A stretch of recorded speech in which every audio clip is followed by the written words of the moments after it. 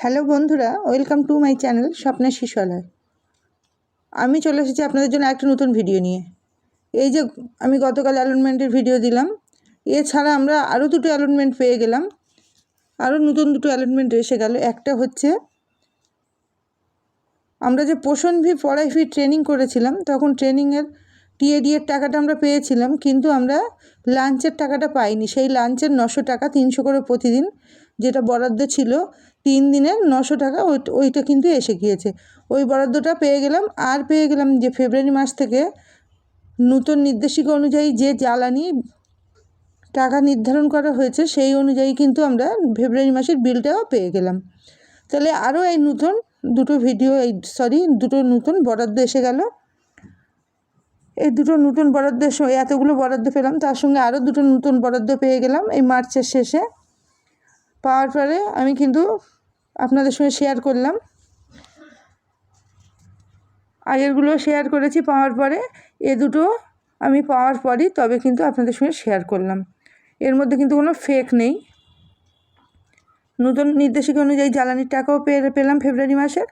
আর পোষণ ভি পড়াই ভি ট্রেনিংয়ের লাঞ্চ বাবদ যে 3 দিনের 300 টাকা করে 900 টাকা, সেটাও পেয়ে গেলাম।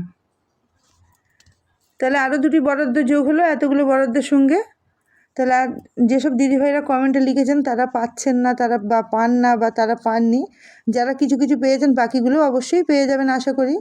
আর যারা একদমই কিছু পাচ্ছেন না, তারা কিন্তু সেই সব দিদিভাইদের বলছি আপনারা কিন্তু আপনাদের অফিসে কথা বলুন যে আপনারা কেন পাচ্ছেন না। কারণ প্রত্যেকটা প্রজেক্টই মার্চের শেষে বকেয়া সমস্ত টাকাই পরিশোধ করে দেয়। যেমন আমরা প্রত্যেকটাই পেয়ে গিয়েছি। আপনারা কেন পাচ্ছেন না? যদি কিছু না পেয়ে থাকেন তাহলে কিন্তু আপনারা অফিসে সুপারভাইজার দিদি বা সিডিপিও স্যারের সঙ্গে যোগাযোগ করুন। আর যেসব দিদি ভাইরা কিছু কিছু বাকি আছে বলছেন পাননি, তারাও খুব শীঘ্র পেয়ে যাবেন।